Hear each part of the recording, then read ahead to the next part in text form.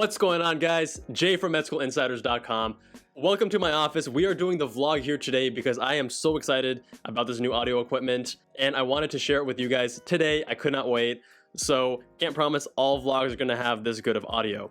Now, two things before we get started. Number one, these vlogs do not replace animated videos. I'm doing an alternating schedule. So I was doing one animated video per week in the past, still doing that, but just adding one vlog every week as well. So you'll be getting 2 videos per week from Med School Insiders, 1 vlog, 1 animated video.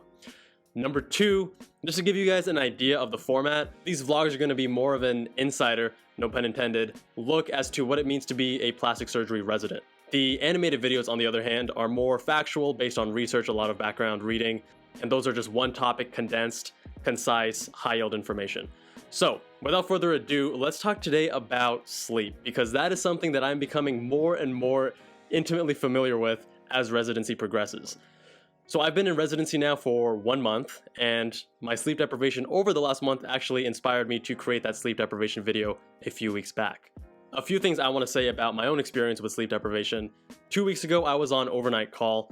For those of you who don't know, overnight call is instead of going home at 6 p.m., you stay at the hospital, and if anything comes up at night, then you're the one who feels it. That night was moderately busy. I got around 2 hours of sleep, which is not a terrible call night because many times you will get 0 hours of sleep. But again, I'm adjusting, and that's very little for me. A few things I noticed. Number one, it was much more difficult to do procedures in a safe manner. So there was a patient who came in and we had to operate on the patient's hand because there was an injury there. So we have a scalpel, which is a knife which is sharp, and we have suture with suture needles, and there's a risk of poking yourself, getting a needle stick. That's obviously bad because you don't want to get any bloodborne pathogens. But when I was working on the patient, I noticed that, I had to put a lot more effort into trying to be safe and do things properly. So that was a little bit unnerving because, by default, it's not too difficult, but on sleep deprivation, it becomes a lot harder to mindfully think, okay, what am I doing? How can I do this safely and effectively? Number 2 was that after my shift was over, so you get 2 hours of sleep, you go back in at 4:30 or whatever it is, and then at 5 p.m. the next day, that's when you go home. And when I was driving, I was getting dinner, I almost reversed into someone in a parking lot, and I take driving very seriously. Having a close call like that, again, thankfully didn't actually get in a collision, but having a close call like that is very uncharacteristic of me, and that shook me up too. So the way I'm going to remedy that, at least, is the residency program that I am at, they will cover an Uber or Lyft drive home and back, so round trip, after overnight calls.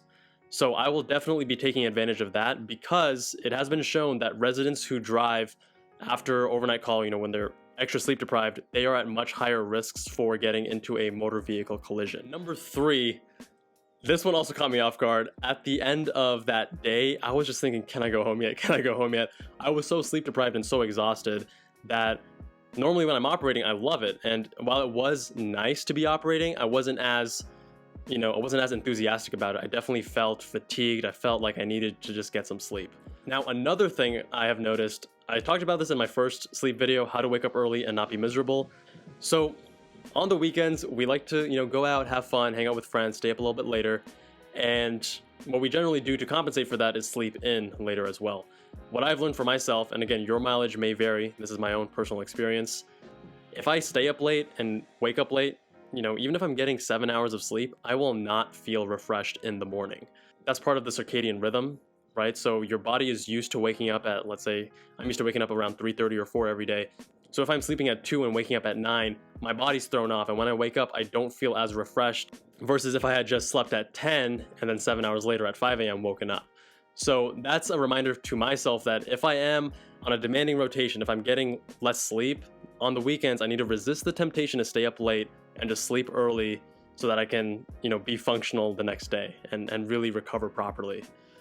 One last thing, I want to make some more sleep videos because I find them really fun. You guys seem to like them too. I've heard different ideas, caffeine, marijuana and sleep, polyphasic sleep, things like that. So there are all these different ideas on the next topic. If you guys want to get a vote in, you can visit the Patreon page. I'll place a link in the description below. Also, if you want to get one of these sweet t-shirts, you can also get that at the Patreon page.